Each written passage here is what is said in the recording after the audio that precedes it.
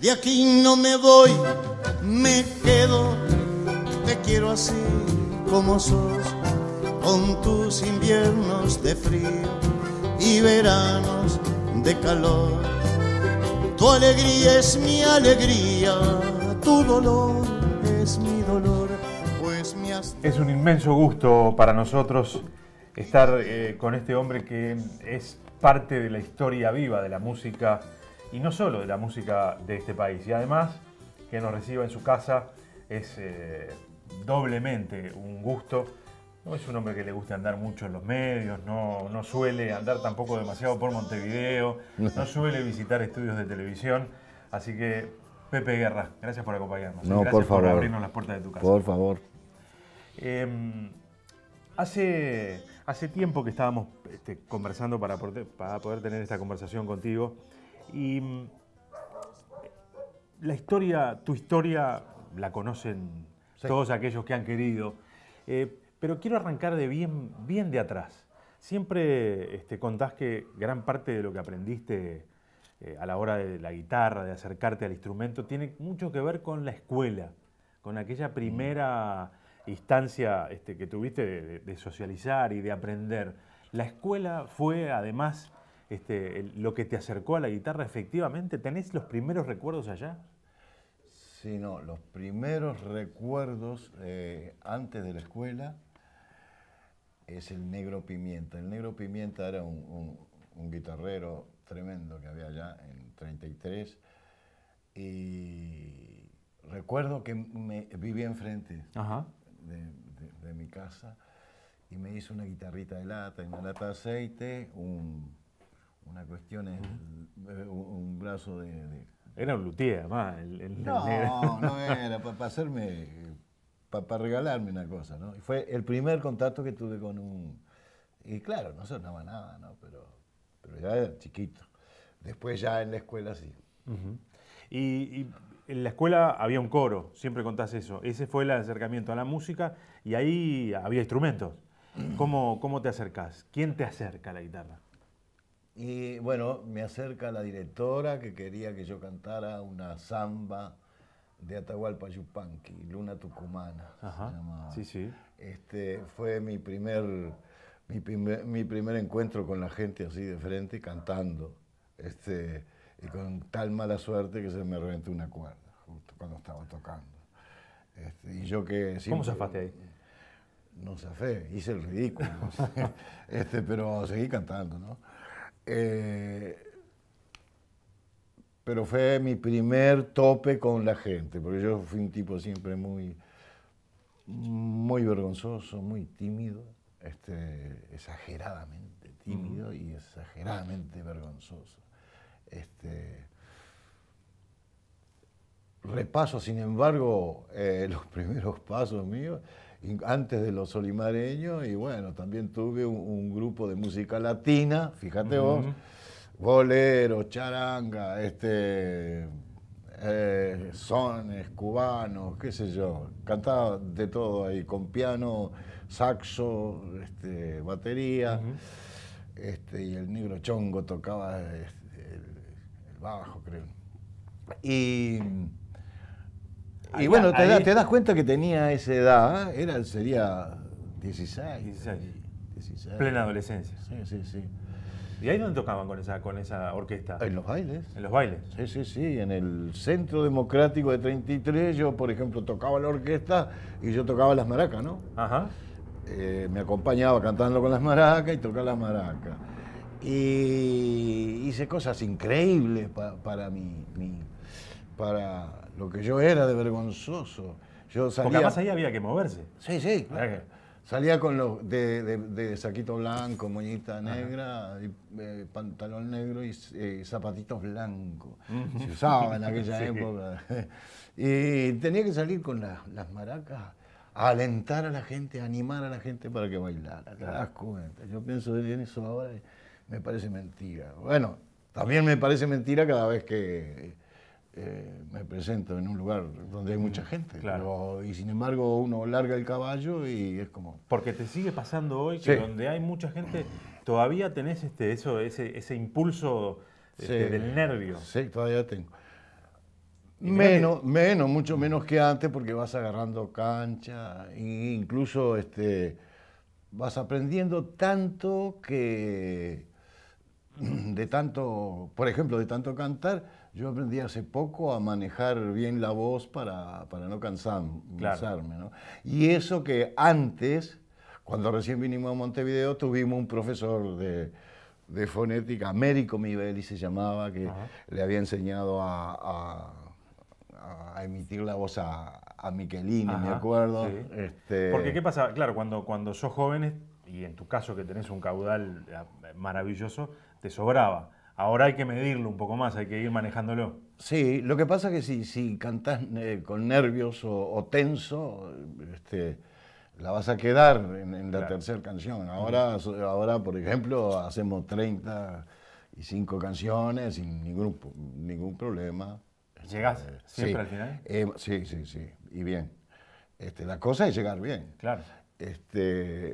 Porque si se te nota que al final ya venís tecleando con la gola, ¿me entendés? Pero por suerte he ligado bien con la garganta. Quiero volver a la escuela, porque hiciste una parte de la escuela en 33 y otra parte en Piriápolis. No, en la escuela al aire libre 33 era una escuela que ahora nos van a entregar la moña, ¿cómo que dicen? De enseñanza primaria. Te dan una moña como un reconocimiento. Sí, está muy lindo. ¿Mirá? Sí, ya nos dieron otra en otra escuela. Como que todo nace en la escuela. Sí. La importancia que tiene la escuela, por eso, ¿no? ¿Cuál es el sentido de tener una moña de honor? El sentido es que estos niños vean en este centro Agustín Ferreiro a ellos, y que estudien, y que escuchen, y que sepan quiénes son. El sentido es que vamos a ir el mes que viene a la escuela 65 y a la escuela 34 a poner también para que los niños de 33 sepan que estos dos cantautores, compositores, cantores fueron y son parte del patrimonio cultural del Uruguay. Un país tiene que tener identidad. ¿Hiciste toda la escuela en 33? Sí. En 2 escuelas, ¿no? Y ahí en la escuela había la directora, que era fenómena, y se hinchaba. Generalmente te mandan, y le hablaba con mis padres y le decía, ¿no?, que yo tenía que ser músico, que tenía que cantar, que que el otro. Y generalmente los padres a esa edad, a ese tiempo, que estudie una carrera, rígido, todo, ¿no? Y bueno, y ahí empecé a tocar la guitarra, me empezó a gustar, pero yo también pintaba, iba a... O sea, tenías cierta inclinación natural a no las cuestiones vinculadas al arte. Y a no agachar el lomo, sí. Ya de Eso chico. lo tengo consciente. Ya de chicos. Bueno, vos siempre decís que el único oficio que conoces es el de cantor. Sí, no conozco otro. ¿Siempre trabajaste eso? Siempre. ¿Siempre te ganaste la vida cantando? Siempre. Con mucha suerte, ¿no? Bueno, va mucho en talento, liga. ¿no? Bueno, va mucho en saber lo que vas recogiendo a través de lo que se te va pegando, que sean cosas positivas, que sean cosas buenas, ¿me entendés? Y después, bueno, en 33 había un movimiento cultural muy lindo, con mucha efervescencia. Por ejemplo, había 3 teatros independientes en aquella época. Claro, no era habitual en el interior del país. No era habitual, no. Yupanqui fue una vez y se quedó a vivir ahí, tuvo como 2 años, no sé. ¿Lo conociste en esa época, Yupanqui, no? No, en esa época no, lo conocí. ¿Fue posterior? Sí, fue después, sí, después. Porque él se fue cuando tuvo líos con el peronismo, ¿no? Sí, pero yo lo conocí en 33, cuando iba a dar recitales, de verlo, ¿no? Sí. Pero de Che Boy así, fue allá en Francia y cosas, ¿no? Que ahí sí, no. Pensé que habías tenido algún acercamiento en 33 con él. No. Y después las vueltas de la vida te llevaron a estar con él en Europa. No. El único acercamiento que hay es que cuando él iba muy seguido a 33, claro. ¿Vos lo ibas a ver? Lo iba a ver, sí. Bueno, y para mí fue... Era un personaje fantástico. No, y para mí siempre fue el más grande, ¿no? El referente, Atahualpa Yupanqui, ¿no? Por las canciones, por cómo encaraba la canción popular, la estética, ¿verdad? Claro. Que eso es una cosa importantísima. Y allá nos criamos también con gente que leía mucho sobre, por ejemplo, y leía y nosotros escuchábamos, y empezábamos a leer también, y poetas de España, y toda aquella generación, y acá y allá, y esto y el otro, ¿me entendés? Sí. En 33 pasaron cosas muy imponentes desde ese punto de vista. De hecho, hasta un tiempo después de este tiempo que vos estás hablando, Uruguay no tenía un cancionero propio, un cancionero... No había. Y sin embargo, un hombre de esas tierras es quien empieza de alguna manera a investigar sobre eso y a generarlo. Sí. Había cantores, Había cantores, antes que nosotros. Pero faltaba una canción de ahí. De ahí y de todo el Uruguay. Y de todo el Uruguay. No había... por ejemplo, Rubén Lena fue invitado a un encuentro de maestros rurales latinoamericanos. En Venezuela. A Venezuela, exactamente. Y ahí, bueno, se reunieron y todos cantaban la canción de su país. Y te imaginas, los mexicanos nos llevan robados, todos nos llevan robados. Los brasileros, en canciones, todos nos llevaban doblados. Nosotros, cuando le tocó a Rubio Lena, y empezaron a cantar, la retirada del 50, yo qué sé, bueno, iba a echar mano, cualquier cosa, pero nada era.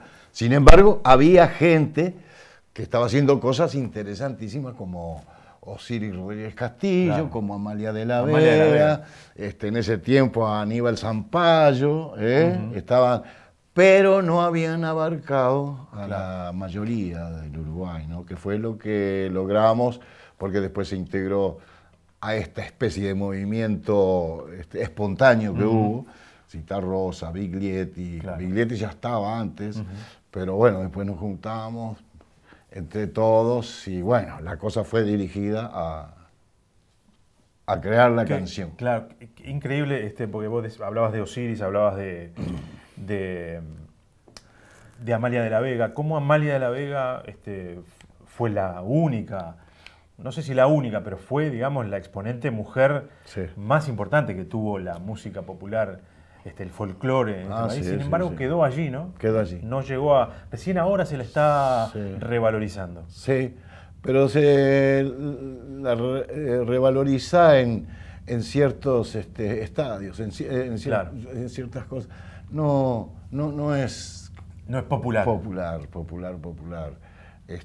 Como lo fue Citarrosa, ¿verdad?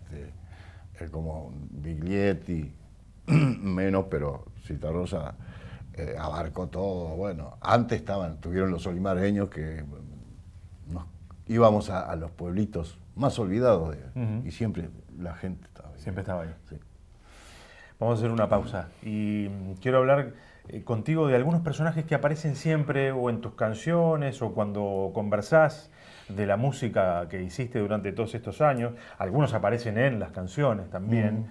Yo qué sé, Laucha Prieto, Gavioli, Rubén Lena, Víctor Lima. ¿Qué fueron? ¿Qué significaron? ¿Cómo terminaron moldeando la música tuya, la de los olimareños y la música que se hace acá? Fueron importantísimos.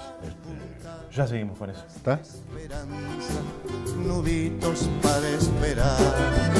Me quedo para cantarte hasta que me dé la voz, hasta que la muerte quiera o hasta que me digas no.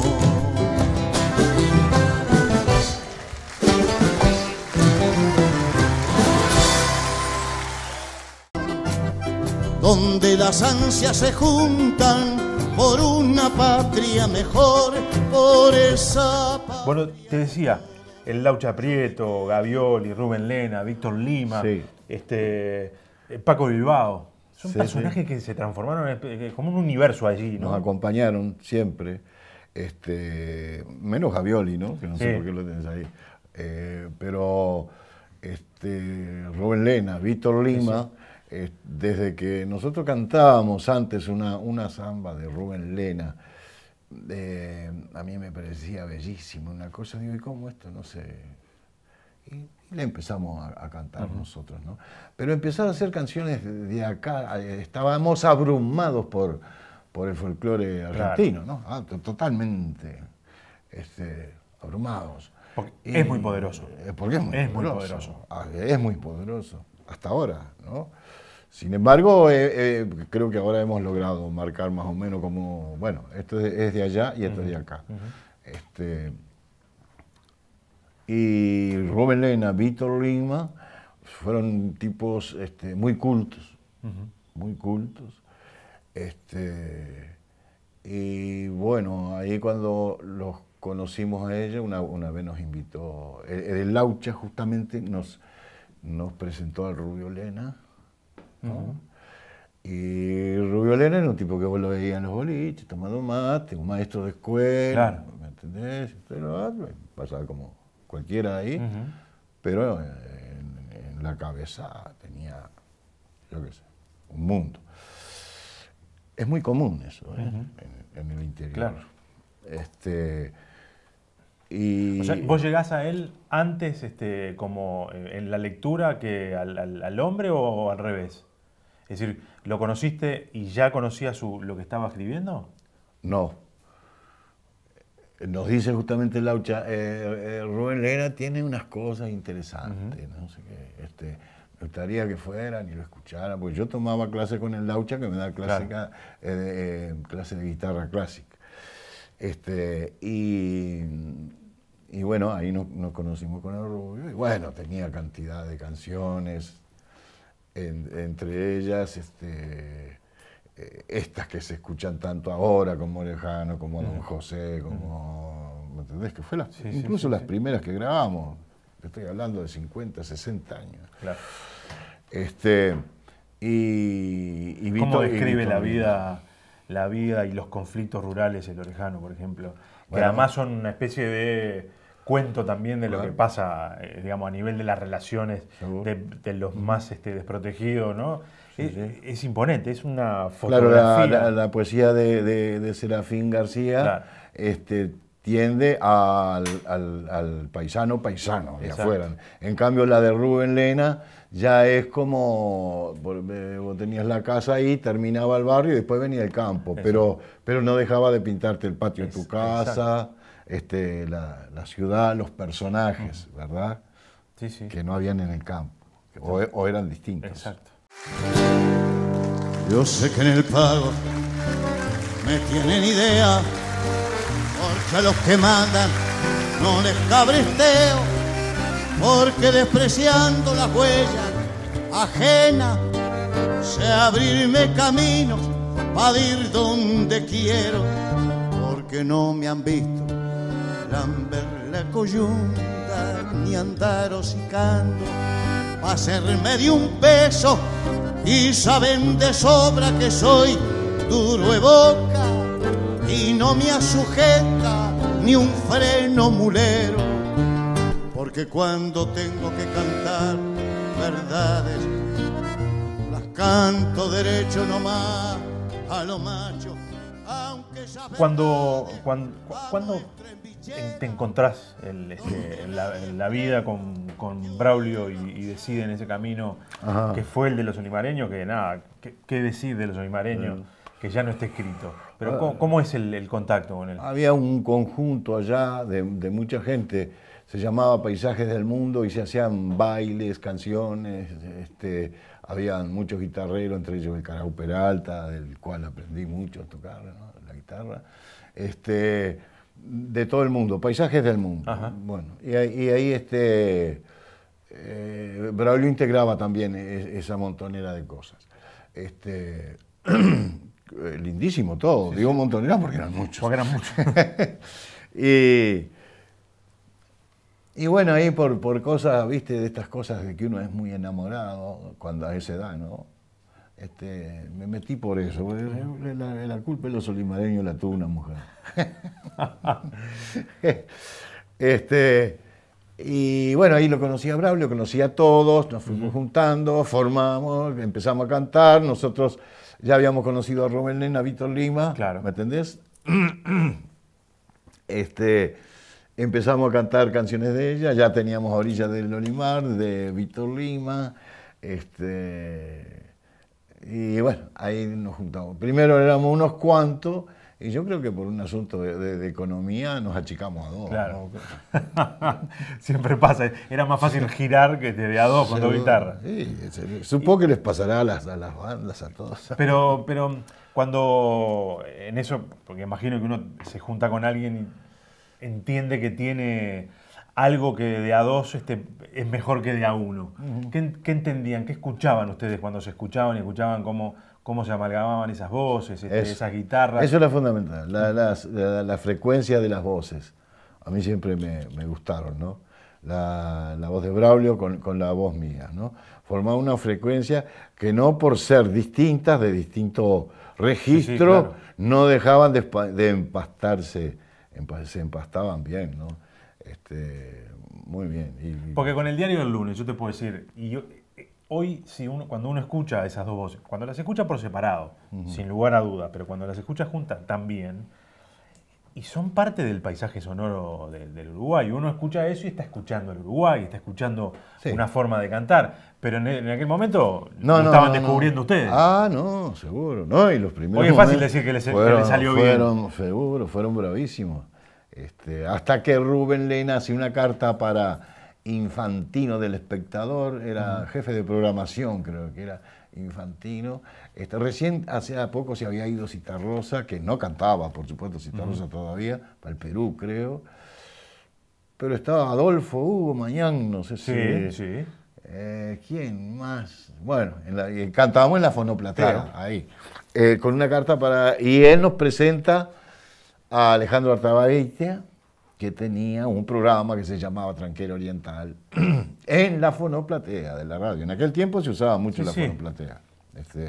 Yo cuando cantaba solo en 33, cantaba en la Fonoplatea, ¿no? de la radio. De la radio. Salías por radio y además la gente iba. ¿Entendés? Y dice Artabaitia, pero muchachos, si vamos a hacer porque ya nos habían conseguido a través, por la carta de Rubén Lena, un ciclo de 15 días, ¿no? En la radio. Pero... era como llegar en esa época, ¿no? Ir a tocar a la Fonoplatea. Era como tocar el cielo, claro. Después vimos que nos descolgamos el cielo, que no había tal cosa. Pero, claro, pero el espectador, te das cuenta, por todo el Uruguay, pero no te alcanzan con 15 días, ni con 20. Tiene que haber otra cosa más atrás para que la gente te empiece a consumir, digamos. Claro. Y Artabaitia dice, no les va a dar el repertorio. No, ¿cómo no? Tenemos. ¿Y cuántas tienen? Ah, y le empezamos a cantar y no terminamos, ¿no? Porque traíamos todo el bagaje de canciones de allá del Olimar, ¿no? Pero todavía no era un repertorio propio, era lo que venían haciendo y cómo lo fueron cantando. Sí, pero ya en ese repertorio ya estaba Rubén Lena, ya estaba Víctor Lima, O sea que traíamos un repertorio bastante sólido. Pero bueno, éramos unos desconocidos totales, ¿no? Después de esos ciclos que hicimos, que muy bien, se llenaba la platea, cosas, pero más bien la gente te llevaba pasteles, yo qué sé. Sí. Era lindo. Pero después de eso, ahí vino la brava, ¿no? Entonces nos ayudó mucho la gente de 33 grandes amigos, que bueno, ya no están, nos acogían en la casa, muchachos tienen dónde quedarse, muchachos, ¿dónde van? ¿Qué van a hacer? Y porque ellos extrañaban allá. Claro. Que era una forma de tener cerca el y pago. y las canciones. Y las canciones, obvio. del pago, ¿no? Porque cuando uno habla del pago, habla de eso, habla de la música, Exacto. habla de los amigos, no habla del pedazo de tierra solamente. No. Sí, de la aldea ahí. Exacto. Y mucha cantidad de gente nos ayudó, cantidad acá, como que nos mantenían, como que nos tenían en la cuna, ¿verdad? ¿Te acordás cuándo fue la primera vez que alguien les dijo, bueno, les vamos a pagar por tocar o por grabar un disco? No, un disco no. No, por grabar sí, por grabar después empezamos. ¿Pero pasó mucho tiempo o no? Y yo no recuerdo cuántos años, yo para la fecha soy un desastre. No recuerdo, pero grabamos las primeras canciones y eran las primeras canciones que traíamos de allá, ¿no? En un sello que había, Carumbé se llamaba el sello. Ajá.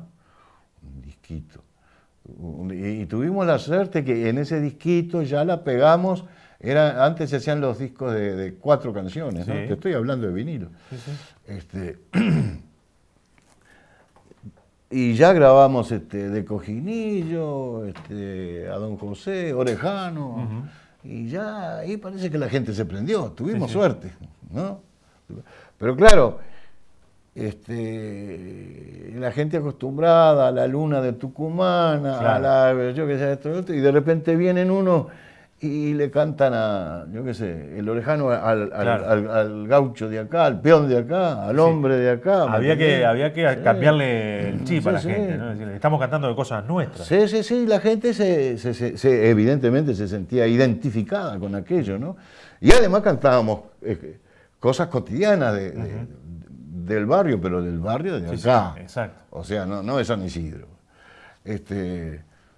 Y bueno, yo creo que por ahí fue prendiendo la cosa. Yo creo que yo siempre creí que lo principal era el texto, la poesía en la canción, ¿no? Lo demás era lo demás. La música, que si bien es importantísimo, pero no sé, más abstracto. Sí. Pero igual ustedes lograron como un equilibrio muy fino, ¿no? Entre la música, la letra y la forma de decirla, ¿no? Fuimos muy rigurosos siempre, muy rigurosos sobre todo en las letras.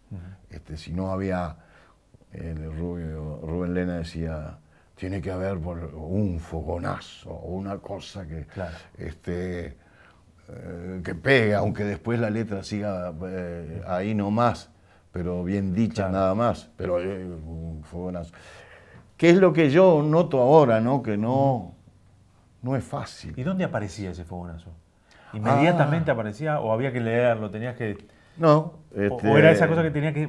Sí, dentro de la canción, ¡paf!, decía una frase que yo qué sé. Y bueno, la gente de repente se prendía de esa frase, pero también se prendía del texto. Claro. ¿no? Y todas canciones que éramos conscientes de cómo se habían construido, o sea que una canción no se hacía, por lo menos antes, por lo menos aquella gente no hacía canciones de un día para el otro. No, una canción les demoraba años, estaban ahí, y estaban escondidas y la seguían trabajando, y no, pero esto, y bueno, yo me acostumbré a hacer así también con mis canciones. Obvio. Tanto que dejé de hacer porque es demasiado laburo. ¿Hubo un día que dejaste de escribir? Sí, dejé de escribir o de repente se me vienen esos fogonazos y me daría gana, pero ya es distinto, no sé. No sé si la creación tiene que ver con la edad. No sé, porque hay tipos viejos que siguen creando y son maravillosos. La mayoría se repiten mucho, los mismos lugares comunes, en fin, en las letras, ¿no? Pero... Y no estás dispuesto a que te pase eso. No, y menos y un miedo que siempre le tuve al ridículo, eso no me permite. Entonces, otra barrera. Claro. A mí me resulta insólito y increíble que aparezcan en esta conversación la palabra miedo, la palabra miedo al ridículo, Bueno. la palabra miedo, la vergüenza. Sí, sí, sí. Porque si uno se pone a pensar, pero así, rapidito, y uno dice, bueno, los olimareños, Pepe, Braulio por separado, y son de los... Sí, el como grupo que de los 10 tipos con los cuales se puede no identificar tendríamos, perfectamente el cancionero. no tendríamos popular. por qué tener esos problemas. Por eso digo, a mí me resulta increíble. Timidez, de cosas. No sé. Por ejemplo, vos haces un estadio y bueno, sentís la gente atrás del escenario que ruge y decís, No salgo. no sé. Sin embargo, claro, cuando tenés la gente a favor, que ya está a favor, que vos sabés que está a favor, fenómeno. Ahora. Pero antes. Sí. Antes era bravo. Por ejemplo, Antes que había que hacerlo al público. seguro, Había que hacerlo. ir a Rusia y cantarle en un teatro enorme, lleno, que no sabían por qué se llenaba, porque nadie nos conocía, pero cantar en español ahí, decís, esto ahí sí sufría, como loco. Claro. Quiero hablar un ratito después del exilio. ¿De qué significó para ustedes el exilio? ¿Cómo, si modificó drásticamente la manera que ustedes tenían de encarar el canto, o fue nada, una cosa obligada que fue una especie de paréntesis en la vida en la que después hubo que retomar de la misma manera cuando volvieron? Llamen. Una patria mejor, por esa patria de todos, yo me quedo y no me voy. Donde las ansias se juntan por una patria mejor, por esa... ¿Cómo fue el exilio? En el año 79 se fueron, ¿no? Sí, yo me fui en el 76. Ajá. Braulio se fue antes y lo estaban esperando. En la Argentina lo agarraron. Se puso feísimo en la 76. Argentina. Sí. Yo me fui en el 76. La bibliografía habla del 79, todo lo que he leído, así que, pero bueno, es un buen descubrimiento. No. Ojo, que a lo mejor. Capaz que fuera la memoria mía. Fue el 76. Ya está. No importa mucho, además. No, obvio. Hubo que irse. Sí, pero son 2 años afuera. Claro. Y sí, se vino, una vuelta cayó un policía a mi casa con un decreto sin sello, sin nada, que decía prohibido cantar en todo el territorio nacional. ¿Me entendés? A los olimareños, ¿no? Sí. Y bueno, ahí vino la brava. Yo me invité con la mujer de aquel momento, yo cortaba telas, ¿me entendés? Con máquina frontal, Sí. y así. Y hacía bolsillitos rococó, bolsillitos con, viste, como eso de cazador. Sí. Inventaba cosas. Y funcionaba, yo qué sé. En la teja te vendían las grillas de los Lee, ¿me entendés?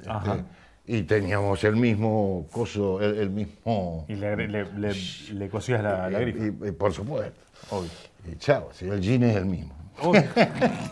Y me cortaba las cosas En así. aquella época no sé dónde los harían, ahora vienen todos de China. Bueno, o sea que no eran tampoco el que fabricó aquel.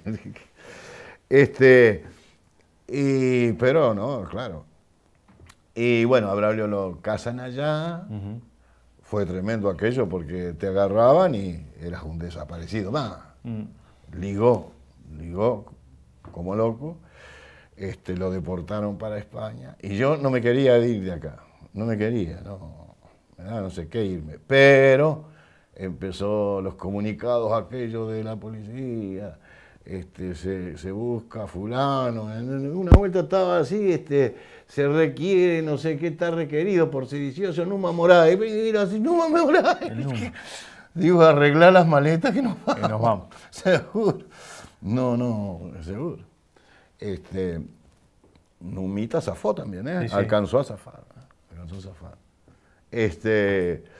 Y bueno, ¿Para dónde fuiste primero? ¿Vos estuviste en México? ¿Estuviste después en como España? estaba Braulio en España, que lo habían deportado de la Argentina para España, bueno, me escribí, dale, loco, que acá, que allá, y seguro Allá cantabas por toda Europa. Claro. Por toda Europa, porque en todos lados había argentinos, exiliados o cosas, se formaban entre ellos y se hacían actuaciones en solidaridad con los familiares de los presos de acá, de los chilenos, de los argentinos. Entonces andabas picando allá donde había un uruguayo, se hacía una cosa y colaboraba a todo el mundo. En Suecia no te conocían, pero la gente iba igual y los alemanes también. Una cuestión de solidaridad. Sí, entonces nos movimos muchísimo en la Argentina. Siempre me quedó grabado en la cabeza una vuelta los alemanes, terminamos de cantar y los alemanes seguían aplaudiendo. Hicimos otra, seguían aplaudiendo. Hicimos otra y estaban enloquecidos. Y nosotros cantábamos cuando suena el acordeón en los cachangos. Y yo sé que en el pago me tienen idea. En el pago, yo qué sé, los tipos palabras totalmente inusuales para ellos. Y sin embargo siempre... No solo el español, sino además los modismos. Sí, sí. Sería, capaz que les daba lástima, ¿no? Y seguro, vamos a aplaudir a esto, pero siempre me digo, ¿cómo se puede transmitir? Hay otra forma de transmitir. Sí. Hay una abstracción, ¿qué es esto? Es un misterio. Claro. ¿No? Es un misterio. Bueno, uno ve recitales de tango en China y uno no puede entender cuáles son los lazos que unen a esa música tan típica de esta parte del mundo con aquella otra parte del mundo. ¿no? Y sin embargo, pasa. O sea que el exilio fue muy movido. Después Citarrosa consiguió en México, ya ahí México fue muy solidario, siempre lo fue, ¿no? Con los uruguayos, con todos. Y lo llamó al Sabalero y fuimos con el Sabalero todos a México. Y al estar en México ya parecía que estábamos en Uruguay, cerquita de Uruguay. Y quedaba lejísimo, pero... En esa época más, ¿no? Pero ya hablar español ya era... y bueno, unos sufrieron más, otros menos. ¿Trabajaron mucho en esa época, en la época de México? Sí, por todo México. A través de Fonapaz, creo que se llamaba, un instituto, donde vos ibas y mostrabas tu canto por todo, Chiapas, por todo México. Lindísimo, en los liceos, en las escuelas. Y fueron casi 5 años en España y 5 en México. Pero ya en México nos reuníamos con Citarrosa, con el Sabalero, yo qué sé, con otros cantores de otros lados, ¿no? Y bueno, hacíamos nuestros asados y cosas. Sí, vos coincidiste el exilio con muchos argentinos también, cantores argentinos que estuvieron ahí, ¿no? Claro. Mercedes Sosa, por ejemplo. Sí, Mercedes Sosa. Sí, nos encontrábamos con todo. La vuelta tiene que haber sido impresionante, la gente esperando luego ese recital que es antológico, ¿no? Que hay registros por ahí. Que yo creo que debe ser con la vuelta de Citarrosa de las cosas más imponentes que pasaron en esa época. Y para mejor nosotros no queríamos que fuéramos auspiciados por nadie, ¿no? Ni que nos organizara tal partido político, ni nada. Y bueno, tampoco teníamos ni una lona para taparnos cuando se largó a llover, ¿me entendés? Por eso se volvió un recital muy emblemático, ¿no? Muy emblemático, muy especial. Y cuando descubrimos que la gente cantaba todas las canciones de nosotros, como tal cosa, ¿no? Y cuando se largó a llover, bueno, la gente se va a ir, digo yo, no, la gente empapada. No se movió. Una vuelta se apagó la luz y en ese tiempo no había encendedores y prendían los yesqueros, ¿me entendés? Los encendedores. En ese tiempo no había teléfono. Claro. Y por primera vez vimos aquello. Cantar como para un cielo estrellado, ¿no? Dentro de tu país, por primera vez, después de tanto sufrir. Cuando te acordás de eso, ¿qué sensaciones te vienen a la cabeza? Es muy difícil, ¿no? Es muy difícil de explicar, pero yo no creo que viva, ya con eso me alcanza, ya está. me río de la muerte. Vos tuviste también, tenés una cosa cercana con el carnaval. Pues hasta ahora no hablamos de eso, ¿no? Hablamos mucho de la otra vertiente de la música que ustedes hicieron. Pero ustedes tienen un disco con Los Animaleños que es un disco Todo que detrás de Momo. dicen que es el origen de la murga canción. Sí. ¿Cómo fue? Y, con Rubén Lena nos juntamos, y el Paco Bilbao, ese que vos nombraste, él tenía su especie de murga ya en 33, que no era murga, era más teatro, pero cantaban también. Y el Paco abría los brazos, venimos desde el pueblo, claro. ¿Me entendés? Esas compadreadas que tienen los... Y a raíz de eso el Rubio Lenar hizo una canción al Paco Bilbao. Venimos desde el pueblo, de la raíz del pueblo y a cantar. Y en la noche se abre, y en la noche se abre toda nuestra emoción. Venimos desde lejos del hondo y misterioso carnaval. El hombre es un muñeco, el hombre es un muñeco de sueños nada más. La luna olimareña nos ha visto esperar, soñando con las luces de un viejo carnaval. Soñando con las luces, soñando con las luces. En 33 siempre hubieron los los desfiles de carnaval, los desfiles, los corsos. Y en vez de desfilar como acá, allá desfilaban a caballo, y de repente aparecía un indio con pluma, ¿entendés? Seguro, y cosas. Y se le dio al Rubio Lena por representar un corso de 33 con todos los personajes, con los grandes caballeros, los de saco y de bastón, y con los grandes panzones estancieros, y con los locos, y de todo hay.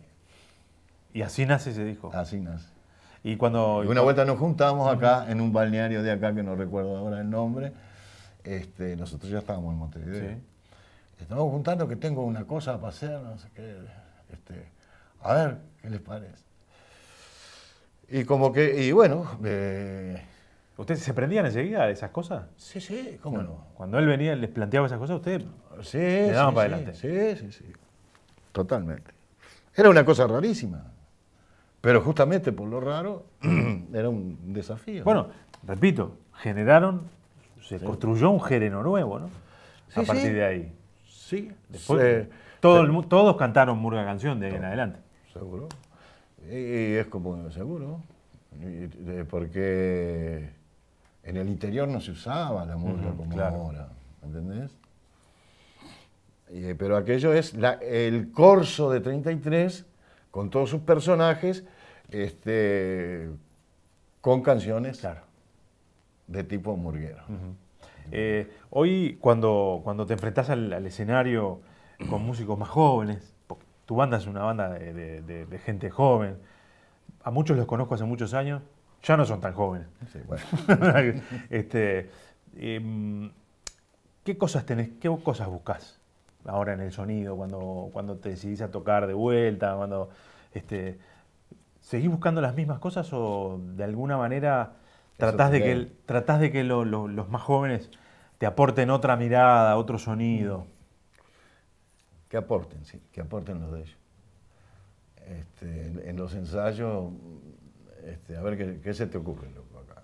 El del acordeón, yo que sé, que es un maestro. Que aporten lo de ellos siempre dentro de una línea. Sí. Ah, no, ¿y qué te parece si lo hacemos así, si lo hacemos así? ¿Qué te parece vos, loco? Claro. Esto, ¿qué te parece el golpe del bajo así? ¿No? Además vos incorporaste, por ejemplo, en esas bandas tuyas, la batería, ¿no? Sí. Que no era habitual en el sonido de ustedes. No era. Sí. ¿Y por qué no? No, y ahí quedó. ¿Y ahí quedó? Y se construyó un sonido nuevo también dentro de, Yo creo que de sí, la música. yo creo que sí que hay. Hay un sonido nuevo, bien uruguayo, bien uruguayo. Estaba, decías recién al principio, algo así como, esto nació los solimareños nacieron por culpa de una mujer, o algo así como que... Una burguesa. Sí, obvio. Cuando en esa época era un enamorado, entonces las cosas pasaban con ese impulso. ¿Hoy te siguen pasando esas cosas? ¿O lo que haces ya está más pasado por el matiz de la razón? Ah, ya estoy mucho más razonablemente viejo. Claro, te vas poniendo más serio. Es una lástima, ¿no? Que no hagas locuras como aquellas. Pero bueno, según las locuras, ¿no? Sí, sí. ¿Y qué te frena? ¿Qué te frena? Y entre otras cosas, el miedo ridículo. De vuelta. Otra vez. De vuelta. Aparecen los mismos demonios. ¿Tenés más miedo al ridículo hoy que cuando tenías 20? Mucho más exigente. Yo una vuelta le mandé, el Rubio Lena no le ponía música a nadie, ¿no? Tenía que ser una canción. Y le mando en una servilleta una canción que se llama Un Pastito. Pasó el tiempo, ¿no? Pasó el tiempo. Volvimos del exilio, y el loco le dice a uno de los Tantomán, que está en el grupo Tantomán, le dice, Rinaldi, cántele al Pepe aquella. Estamos todos reunidos. Y resulta que estaba... La había musicalizado. La había musicalizado. Entonces eso, como era tan exigente, Lena, cuando escribía, eso como que me dio, por fin puedo escribir, ¿no? Yo también. Igual te dio vergüenza cuando la escuchaste. O sea, sí, cuando te dio vergüenza cuando la escuchaste. No me dio vergüenza, pero eso, ahora sí puedo, ahora sí, porque nadie puede ser más exigente que el Rubio para una letra de una canción.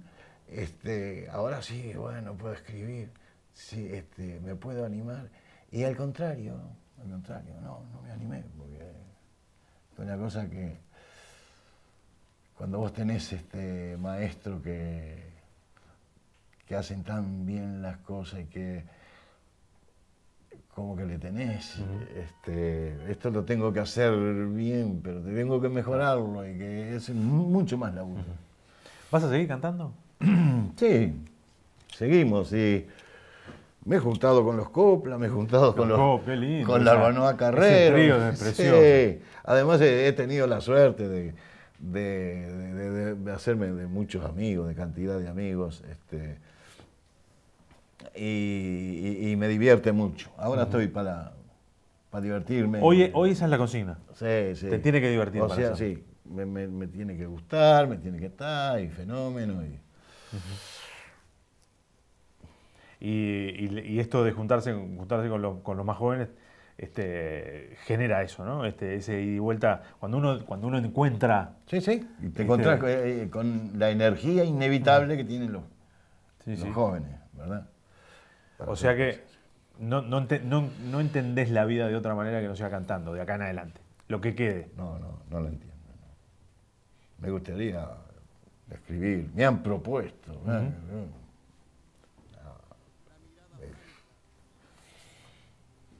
Para mejor me salió un primo hermano, Gustavo Espinosa, ya, que es un... que escribe bien. Está considerado uno de los mejores de Latinoamérica. Te vas a morir cantando. Sí, no, ojalá. De repente me tiene que dar, yo qué sé, una pichicata. Me tiene que callar. No puedo. Porque ni así decís. Sí. Pepe, gracias por habernos recibido en tu casa. Por favor. Un gran gusto. Para mí ha sido un honor, y espero que los muchachos hayan pasado bien. Sin duda. Gracias. Y ahí está el cebollatín, como un espejo de lindo, y el lucero está temblando sobre las aguas del río. Mañanita, no te apures. El silencio está quietito Y en la punta de los pastos está dormido el rocío.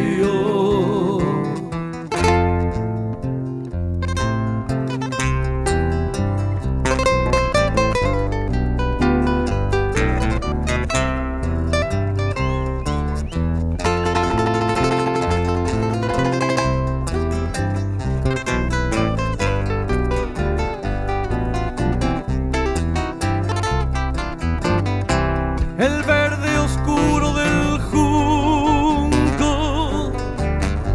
se hace negro en el bañado. y el Juan Grande anda en lo suyo, pensativo y cabizbajo. La noche se hizo la ciega, pero ha sentido remando. Y el río como un gran padre, las soledades velando. Mañanita, no te apures. El silencio está quietito Y en la punta de los pastos está dormido el rocío.